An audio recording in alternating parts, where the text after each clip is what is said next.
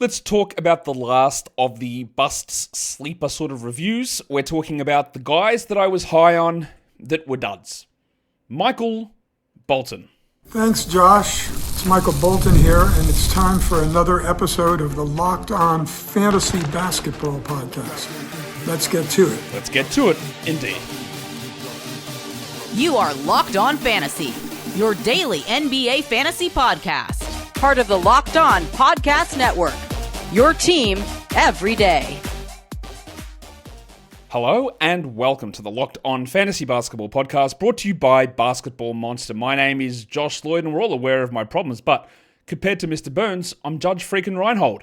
I'm also the lead fantasy analyst at basketballmonster.com, and today's episode is brought to you by Game Time. Download the Game Time app, create an account, and use the code LOCKEDONNBA for $20 off your first purchase. Thank you also for making Locked On Fantasy Basketball your first listen every day. We are free, and we are available on all platforms. Check out LockedOnDaily.com, and you can sign up over there. There are a few free newsletters, or your team. It's every day. It's in your inbox. It's free. Plus, up until the end of April, you get a chance to win up to $2,500 in gift cards, Best Buy, Game Time, and Fanatics. We're giving them away to 3 lucky winners, so check that out.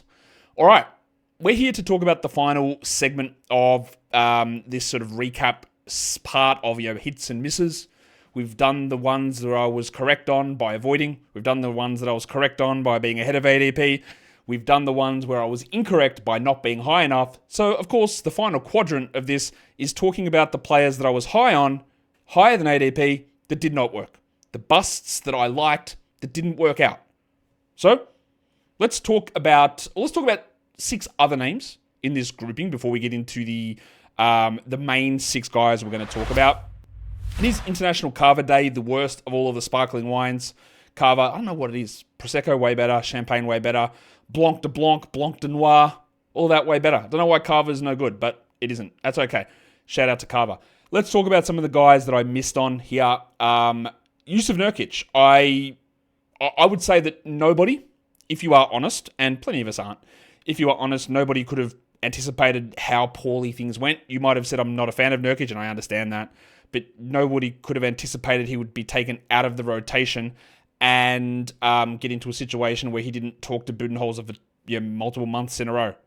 I thought that there was a chance of Nurkic, who I thought played pretty well last season, of having a little bit of a resurgence under a coach that can turn a big into a better drop guy and a better spacing guy like he did with Brook Lopez, but that just didn't happen.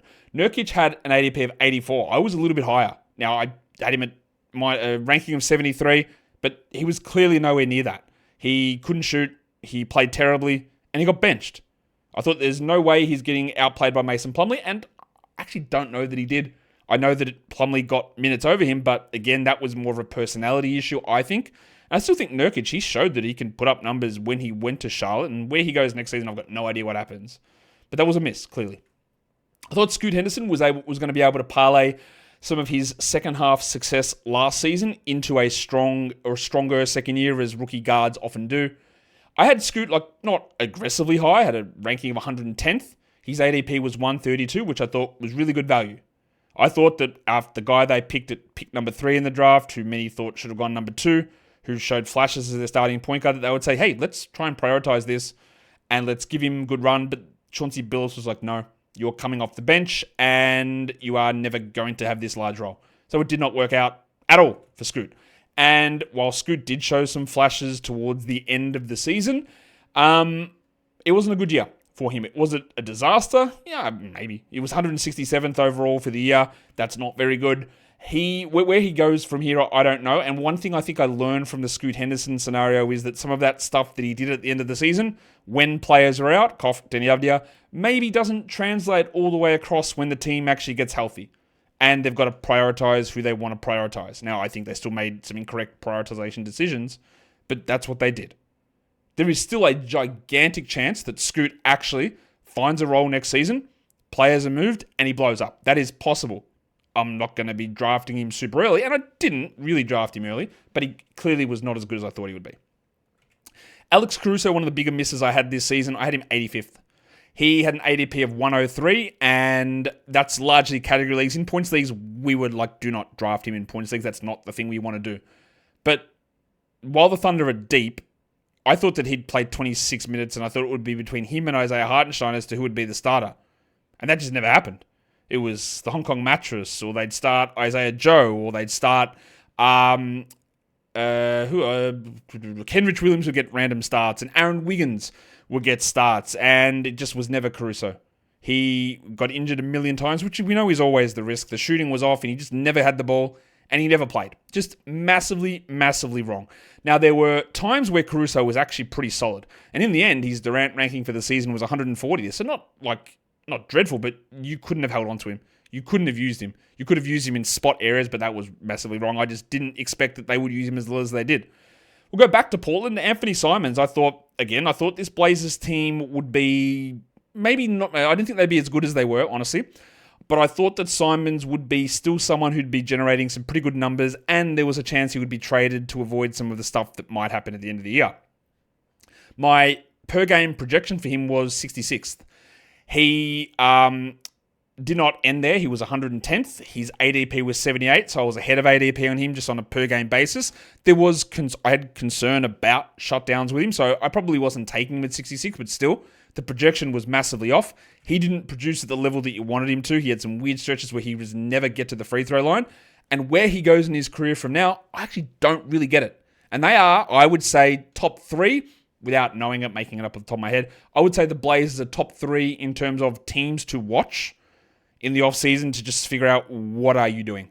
What does Ayton do? What does Rob Williams do? What does Jeremy Grant do? What does Shaedon Sharp do? What does Avdia do? What does Scoot do? Where do the pieces go? What happens in the lottery? Do they get a high pick? Where does everything fit together? Because I just don't know. And I got that one wrong on Anthony Simons. The projection for Colin Sexton for me was massively off. Now, I was never drafting Colin Sexton around 55, which is where his -1 projection came in.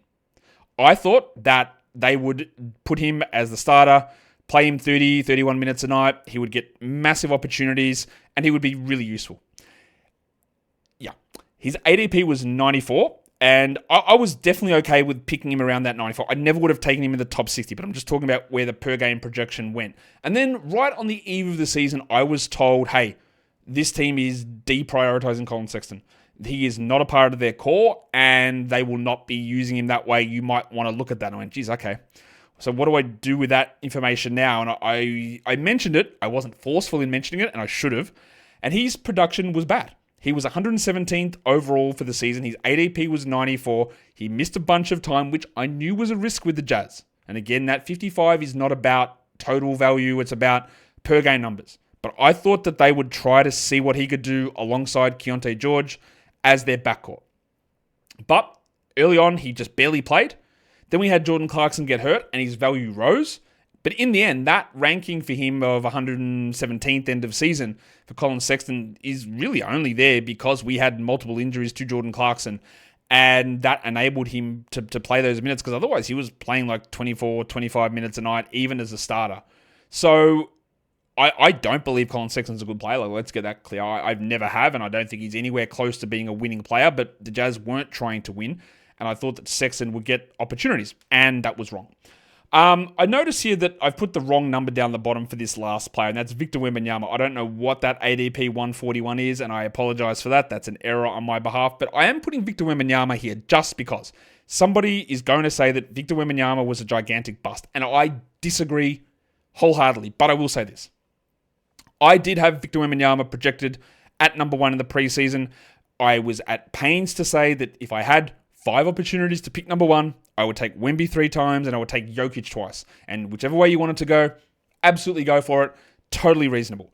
What did happen is, as I was going through and refining my Durant head-to-head formula, when I got to the beginning of the season, Wemby came in at number 6 at Durant. I went, all right, because what Durant aims to do is reduce the outlier production based on those individual categories that show these Z scores, standard scores of a 1 in 3 million outcome, and rank it that way, which of course it's not a 1 in 3 million outcome because it's happening right now.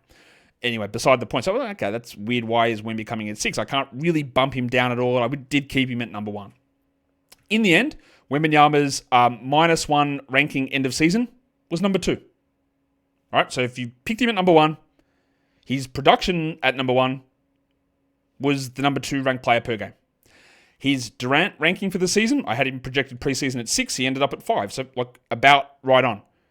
No one in a million years could tell me that they avoided Wembanyama because they believed in a blood clot. And someone said, well, he's tall, he was going to get injured. Literally nothing to do with it. That's being tall does not mean you get a blood clot.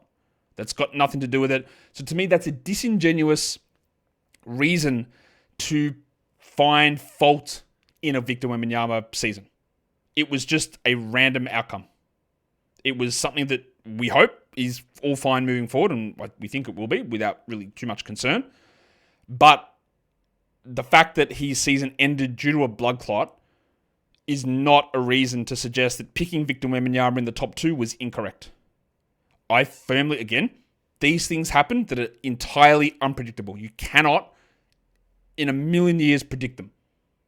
Knock on wood, but Nikola Jokic could have suffered a blood clot, or Shea could have suffered a blood clot in the middle of February, and then their season would have ended, and would you have called them a bust? I don't think so, because to me, all this is about, it happened, but what does it mean for the next thing? What does it mean for the next draft? What does it mean for the next evaluation? And nothing about what happened with Wemby this season suggests to me that there was anything wrong with taking him at number 2, or honestly, at number 1. Because if he had stayed healthy, and he's still producing top 4 value as a number 1 pick, I think it's fine. I think it's totally fine. And there was a reasonable argument with Jokic missing time in the fantasy playoffs that if Wemby didn't have the blood clot, he would have actually been way better during that time frame. So I put him there because people are going to be like, I took him number 2 and it killed my season. What a terrible bust. He will go top 3 in nearly every draft, and he should, and then we'll see where it goes. I will be really paying more attention to the Durant head-to-head ranking system with Wemby, which is probably going to have him 4 or 5 next season. So maybe we be a little bit more cautious with that. But I did want to include him there in this list, just because I do think that's important. We're going to come back and talk 6 more players in depth. But today's episode, it is brought to you by the Game Time app. And getting to an NBA playoff game, well, that atmosphere, there's nothing that's like it. And Game Time can help you get there. It's electric in the arena, and with Game Time, you can be part of it without the stress of last-minute ticket hunting. Game Time makes it fast and easy to get those playoff tickets when that demand is sky high. The prices on Game Time actually go down the closer you get to tip-off, and the last-minute deals can save you up to 60%. Those last-minute tickets. So, look, again, you would think that you're buying a ticket, I'm getting the best value here. No. The idea here is not that things surge as you get closer. It's that they drop. We're getting the tickets out there to get people into the arena. So, with those Game Time last-minute tickets, that is your best bet to get good value to get to an NBA playoff game or whatever it is, event that you want to get to. So take the guesswork out of buying tickets with Game Time. Download the Game Time app, create an account, and use the code LOCKEDONNBA for $20 off your first purchase. Terms apply. Again, create the account and redeem the code LOCKEDONNBA for $20 off. Download Game Time today. Last minute tickets. Lowest price guaranteed. All right, so there are a couple of ones here that are obvious, and when I look back at them, I go, yeah, what was I doing? What was I thinking? And that's a bad feeling. That's not a good feeling for someone in my job, or even someone who's just playing fantasy. You go, what was I doing? Because why did I have Paul George projected so high? Now, again, when we talk about this, what I want to be more aware of when I'm doing this is, how did I look at the projections and how did the stats align? Not necessarily did something random happen with a random injury at some point that caused a problem, right? Because that stuff is hard to predict. But tell me why I had George projected 21st in the preseason. That's not very good, is it? I was off on that. Now, again, to be fair to me and to anyone who picked him, I was never picking Paul George in round 2, especially considering he did hurt his knee in the preseason, and then that pushed him to me as a round 4 player. I said, he's injured his knee. I will not pick him in those first 3 rounds. That is what happened, even though my projections were still on a per-game basis in that area.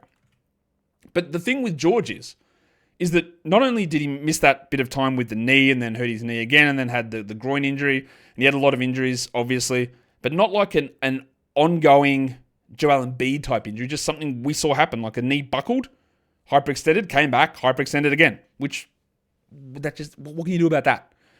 But his per-game numbers were bad as well, and that's, I guess, more of the concern. He only played 33 minutes a game. He only had 23 usage, and that's with Embiid playing 20 games. So he just wasn't involved. He shot 43 from the field. He only shot 81 from the line, which is very low. He still generated almost 2 steals. He had 5 rebounds and 4 assists. Not bad. But 16 points a game? Paul George? On a team without Joel Embiid? Just unfathomable. So, as many times as I could have gone back in time and looked in the preseason at Paul George, I never could have come to a conclusion saying, yeah, George is probably a 16-point scorer. Never would have got to it. 19 points, 21 points with 6 rebounds and 5 assists and 2 steals. Sure. Could have easily got to that. But a 16-point scorer who now is only an 80% free throw guy who doesn't take shots anymore, I never could have predicted that. Now, some of you will say, I knew that he would be bad, and that's cool. If you thought that, that's okay.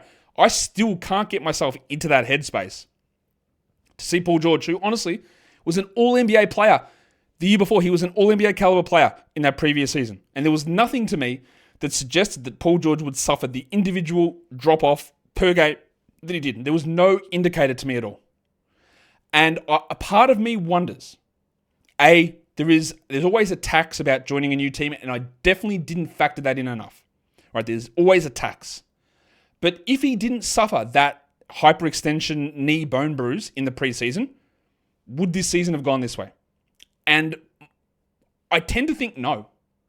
I tend to think that if that hadn't have happened and Embiid wasn't ready, we would have running with a 25 usage season. He would have averaged 22 points a game, and he would have been 20th per game.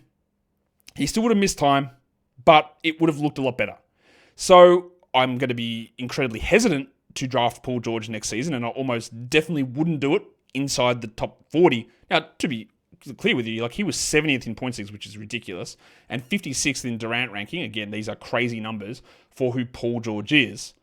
But if I'm sitting there at 70, there's a chance that, like, you're 60, I'd consider taking him, but there's also the chance that, what if it's just like Bradley Beal now? And at his age, this is what it is now, and he just doesn't ever get back. It was a really weird season. The drop-off hit hard. Much like Daryl Morey, didn't expect the drop-off to hit that hard on Paul George. I'm yet to be convinced that it's a permanent drop-off, but I'm going to be very cautious about where we view him heading into the season. The next guy is also a player that suffered a gigantic drop-off. And I know that there are going to be plenty of people that said, well, this was obvious. Why would you have been interested in drafting Fred VanVleet? And the reason I was interested in drafting Fred VanVleet is because Fred VanVleet has been good for years. And nothing changed in Houston. Like, literally nothing changed. And I know that there'll be people that said, well, yeah, it changed. Amen Thompson was stepping forward. But that didn't happen. Amen Thompson stepped forward because Jabari Smith got hurt. Amen Thompson stepped forward because Amen Thompson got hurt. Fred VanVleet still played 35 minutes a night, which it was a downtick in playing time. So that's fine.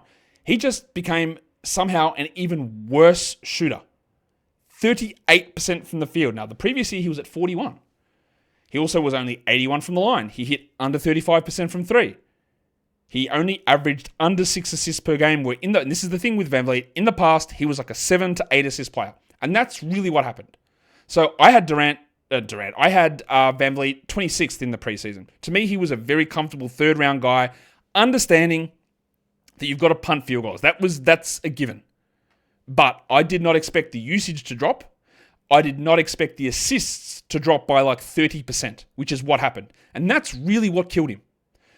But what I should have been aware of, or more cognizant of, or baked it more in, and this is a hard thing to do with projections. When you're looking at a player, and you've got to make a call on projecting them, you go, well, I do think there'll be a drop-off, and I did drop his minutes down a little bit from 37 to 36, I think, in the projections, from where he was the year before. I did cut it down. But there's always going to be a cliff. Small guards hit a cliff, and they hit it hard, Kemba Walker, Isaiah Thomas. They hit it hard. Right? They lose a lot. But how do you go in and predict that? And that's, again, part of the way that I work on this is I'm not going to go in there and go, all right, this is the year. VanVleet's going to shoot 6% worse. He is going to see his assists go from 8 to 5. This is it for no reason. Like, there's no realistic reason with players coming into the team that would suggest that was on the cards to happen. So I got it wrong. I now, with his contracts, because there was a lot of people also that were fading VanVleet. They go, they're going to trade him. They're going to move off of him so they can give more minutes to a man, which again, clearly didn't happen. And then he had an ankle injury as well, and he came back and he played a lot of minutes. So yeah, I think that some of the process for me with VanVleet was correct. Some of it was incorrect, and I should have been more punishing in terms of his age and some of the shooting that could have regressed. But I wasn't, and I got it wrong. Now, was it as disastrous as some people think? Yeah, probably. 88th in points leagues. Now, he was never a third-round points league guy. He's like a 40s to 50s points league guy. But even in categories, he was 78th. Like, he was just way off the mark. And that's largely because you lose 30% of your assists. You see your usage drop down to under 18%, and you're not an elite three-point producer anymore or free throw guy. Well, it's hard to come back from. And that's exactly where we were with him. And this is one of those ones, unlike Paul George, that I am very certain that I don't think it's coming back. You are a small, let's be honest, he's not 6 foot, like a very small point guard whose future is uncertain whether you're on this team or a different team. And if he does end up on a different team, he's not playing 35, 36 minutes. It's not going to happen. So this is almost one of these ones where I think we might be actually done with VanVleet as a top 100 guy, which was always going to happen at some point in the next 2 to 3 years. It just happened 1 to 2 years before I expected it and cooked me. Like, bad pick, bad projection, should have known or should have been more punishing on the age and size, but it wasn't that they moved away from him. There were people who thought they were going to bench him for Reed Shepherd, and I was very confident that wouldn't happen, and that was correct. Even as badly as he's playing, that didn't happen. He wasn't benched for Amen Thompson. He just sucked. And so there's partial right and partial wrong, and in the end, it ended up being a bad result. We're going to come back and talk about a few more teams, or a few more players, but today's episode, it is brought to you by Amazon Fire TV. Did you know your Amazon Fire TV is also an Xbox? You can turn any TV into your gaming and entertainment hub with the Fire TV Stick 4K devices. You don't even need your console there. You grab your paired controller, you subscribe or sign into Xbox Game Pass Ultimate with EA Play included, and you're ready to play. And you can play hundreds of titles. EA Sports College Football 25. You can play Call of Duty, Avowed as well, or stream your favorite TV shows. It is gaming and TV made simple through your Fire TV. It is the latest technology for elevated playing. You got the Wi-Fi 6/6E, the auto low latency mode, advanced technology. With Fire TV Stick 4K, you deliver smoother and more responsive gameplay with lightning fast speeds that you need to stay competitive. So you can play your games traveling, at hotels, just plugging your Fire TV Stick 4K into the TV there, and you're ready to go. Your Xbox in the palm of your hand. So head to amazon.com/Fire TV Locked On to get started. Xbox Game Pass Ultimate subscription and compatible controller required. Available on select devices including Fire TV Stick 4K 2nd Gen, Fire TV Stick 4K Max 1st and 2nd Gen, and Fire TV Cube 3rd Gen. All right, let's get into the next player. That were probably two of the bigger misses that I had. This one here was one of those ones where I projected the player out. I still was like, I would not be taking him here, but it's hard for me to be against like the value that he could provide. And why would I believe in the Snowman? Because Deandre Ayton at the end of the last season was great. He was very good at the end of last season. I thought that, again, I did not believe in Robert Williams.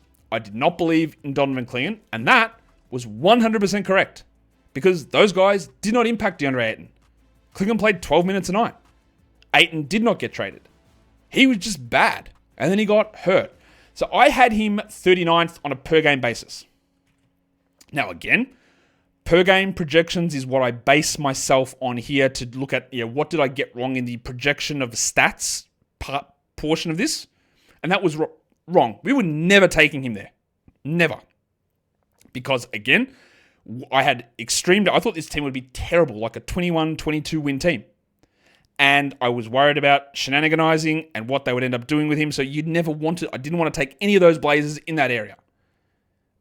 But his per game stuff was just bad. 87th for category leagues. 79th in points leagues. What happened? He averaged 14 points a game. Under 20 usage. He blocked a shot a game. He never took a free throw. And even when he did, he didn't hit them. He's never going to take threes. He was a guy that there was a period in the fantasy playoffs the year before when he was like a top 5 player. Now, we didn't think he'd be that good, but I thought, oh, okay, have we figured some stuff out here? And yeah, there were some players out during that time frame, but he was still being successful over the second half of last season, Deandre Ayton, with their guys around.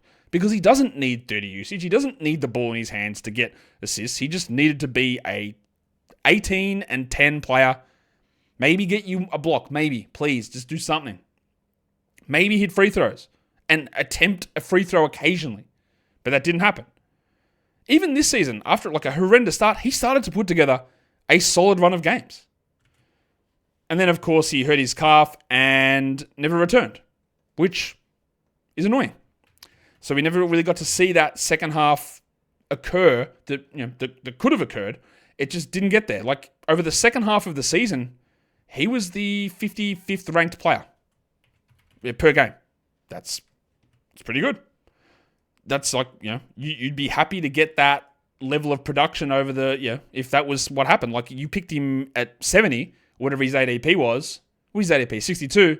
And the second half of the year, he was 55th. Bang on. Like, exactly what you wanted. Not quite at 39 where I had him, but not that far off. He was just bad for most of the season. Couldn't attempt a free throw. Doesn't block shots. Didn't hit free throws. Usage well down. Now, heading into this season, like I said with Portland, like, I just don't know. What do they do with him? And is Klingon good enough that they start Klingon over Ayton? Like, absolutely not. Is Ayton good enough that he has to dominate all the minutes over Klingon? Absolutely not. They're in a weird spot where I just don't know what direction they go. And that is why they are a top 3 team to me, where I just go, what are you guys up to? How are you going to solve this problem? What I feel confident about is that Ayton's not going to be a player that plays 33 minutes a night, and the usage is going to be quite dependent on what other players do. And I've made this point a lot, is that part of the way that Denny Avdia was able to be successful this season was basically as soon as Ayton went out, Avdia's numbers rose. So are they just occupying the same space on the floor? A lot of the time, yeah. So let's see how this all works. But that was a miss. I thought we'd get more out of Ayton. I thought he'd be much more reliable with higher usage. And that's just like, what am I doing? Why am I relying upon the Snowman? That's dumb from me. I shouldn't have done that. And that one did not work out. Let's go to Toronto. And Emmanuel Quickley was someone that I thought, all right, we might be in for a real breakout type scenario here. And I do know how to judge it, but it can be hard to sort of get your head around. Because I had Emmanuel Quickley as a top 50 per game player. Now, I knew that the Raptors were going to tank. They told us they were going to tank, so I don't think I drafted Emmanuel Quickley in any league because I'm not willing to take him in the top 50 because of that risk. All right, I'm not willing to do that because I knew that risk. But outside the top 50, I would have been happy to do it. And I thought that could end up being a really strong result because I think he's going to put up huge numbers. He ended up ranked 109th per game. He was 93rd in points leagues. And I think this is really obvious why.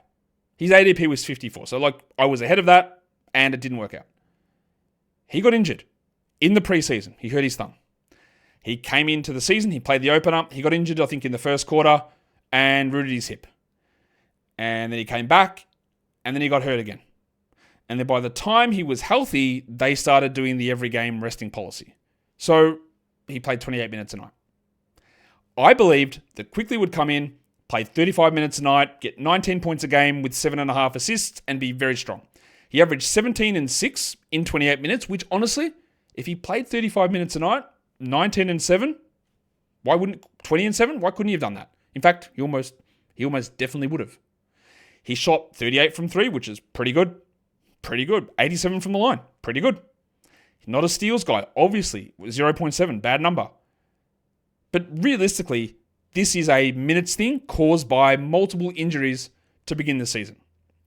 So, I look at all this and go, people are going to be, they were so annoyed at Quickley. Everyone called him soft. He's got a bruise. Why aren't you playing? He's so soft. People are going to be very much out on Emmanuel Quickley. He will not go anywhere near the top 50 in drafts, I'm very certain. And normally that, for me, is a Jordan Poole type situation where I'm like, cool, I'll grab him late, and I'm very happy with how that works. My problem is, now with Emmanuel Quickley, is this is the dumbest team in the NBA. No, they're not the dumbest in terms of how the franchise operates, and I'm not calling Bobby Webster and Masai Ujiri dumb, although I disagree vehemently with their team-building strategy, which, over the last 4 years, I'm correct and they're wrong. Yes, they did win a title, but what they've done at the moment makes no sense. Because now, what the hell happens on this team? Quickley, Barrett, Ingram, Barnes. It is the year 2025. I believe us as a society have moved past the need for Brandon Ingram and RJ Barrett to be playing big roles on teams, let alone playing on the same team together. So when is Quickley going to touch the ball? We are going to see this egalitarian offense where the best shooter is Immanuel Quickley, the best passer is Immanuel Quickley, but you're going to have Ingram and Barrett stopping the ball in their hands, and then you have Scotty Barnes doing whatever the hell Scotty Barnes is going to be doing. The pieces, I believe, do not fit. And even if they were to fit, I don't think that Darko Rajakovic is the coach to make them fit. So, while everything at the moment is lining up for Immanuel Quickley to be a bounce-back player next season, the addition of Ingram means I am out. Now, of course, Ingram will probably play 10 games and then be done. But he might not be. And they might, and this could all change because they might decide that, and I've heard whispers of this, that they move off of RJ Barrett, which would open up something at least. But the ability for Quickley to be the number 2 next to Barnes as a 20-point, 8-assist guy shooting close to 40% from 3 on 26 usage is gone if Ingram and Barrett and Barnes are all there. So this was wrong. I don't know if it would have been right if he had been healthy. I've got no idea, but he played 6 fewer minutes than I expected, literally only due to injury, but it's still clearly wrong. I think that it could have been right, and now I think we're not going to get a chance to see it being right because I think the Ingram thing is going to screw it up. And now I want to talk about 2 players from the Brooklyn Nets. I am not at all a Cam Thomas guy. I hate watching Cam Thomas. Do I hate Cam Thomas? I don't know the man. Do I think Cam Thomas is a bad player? Not necessarily. I hate watching Cam Thomas's style of basketball. I do not think that Cam Thomas is a winning basketball player. I think that building a team with Cam Thomas as a focal point makes you lose. And I am very clear on this. But I thought the Brooklyn Nets wanted to lose. I thought the Brooklyn Nets, after trading away Mikal Bridges, would put the ball in Cam Thomas's hands, he'd get a lot of points, they'd lose a lot of games, they'd get a high draft pick, and that didn't happen. I had him ranked 53rd, which again, you know that I don't like Cam Thomas, but I be as objective in my projections as I can be. And yet this guy still let me down. He still let me down. Why did he let me down? Well, he played less like Cam Thomas than I thought he would. Is he still a frustrating guy to watch? Yes. He had 32 usage. That's high. I thought he might hit 36. Part of why it didn't work is he hurt his hamstring 3 times, and no one could have predicted that. He played 25 games and only 31 minutes. So I had him 53rd. His ADP was 69. He ended up 92nd and 74th in points leagues. But if he played 34 minutes a night and didn't get hurt, he would have at least come close to that top 70 mark, top 65 mark, I think. I wasn't banking on Cam Thomas to be a big assist guy or a stellar rebounder or a steals player or an efficiency guy. He hit 88% from the line. Cool. He was 35% from 3. That sounds about right. He had 32 usage. A little bit under, but I thought it could have gone higher. He had 4 assists. I thought that might go a little bit higher. I didn't know what they would do with Dennis Schroeder, who then they turned into D'Angelo Russell. And then with Ben Simmons, I thought Simmons was actually a really good partner for Thomas. But I just didn't predict the hamstrings. But then he also, again, became less of a ball hog. I still think he's an incredibly bad player for trying to build a team around. What you want, I think, for Cam Thomas is to be a 20-minute microwave bench scorer. But I don't know. This, to me, was the chance for Thomas to be a top 65 player. And I don't think he'll ever have that chance again on any sort of real team. I bought into it. I thought it would make sense that he would get a lot of touches, a lot of minutes, a lot of shots on a season where they're trying to lose. Didn't happen. He got hurt. Disastrous pick. And usually I am never higher than consensus on Cam Thomas. But I was, and it burnt me. Does that mean that I'll be reticent to be high on Cam Thomas again? No. I will always try and judge it on the merits individually as it happens. But this was wrong. And then his teammate was also wrong. I thought it was pretty weird that the Nets brought back Nick Claxton, honestly. I thought they were trying to turn over a new leaf. I didn't understand $100 million for Nick Claxton when you had players like Day'Ron Sharpe and Noah Clowney there to see what they could do. But they brought him back, and I thought, okay, they're bringing him back. Are they going to trade him away? What are they doing with Nick Claxton?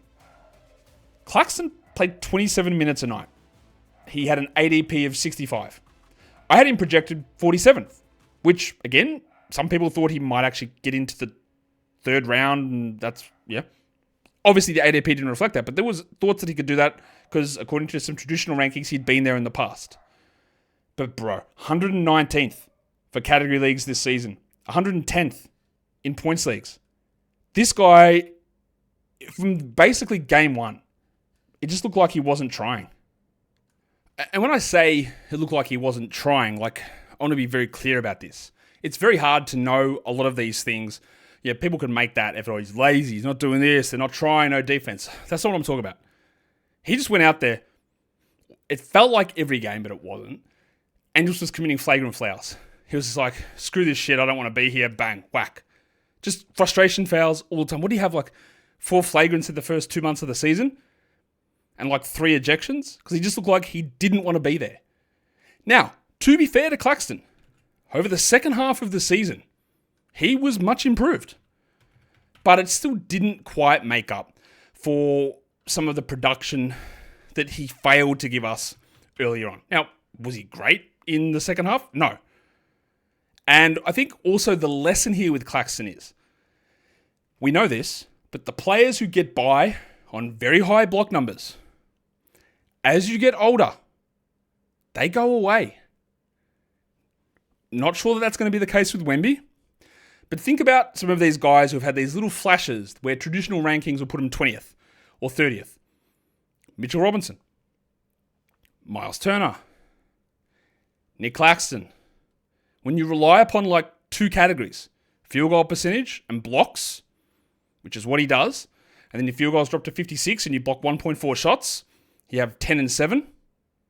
And another part of Claxton's game that he never really developed was this ability to like dribble and drive and show a little bit of flash and passing and maybe an ability to ramp up usage, and none of that happened. He just looked disinterested, disengaged.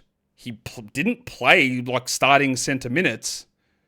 And there are plenty of times when Day'Ron Sharpe outplayed him. And that's another one of these teams where I don't know what this team does. What do they do with Clowney? What do they do with Sharpe? What do they do with Claxton, who is now looking massively overpaid? He will not be a player that we look at inside the top 50. I had him 47th, which is just way too high.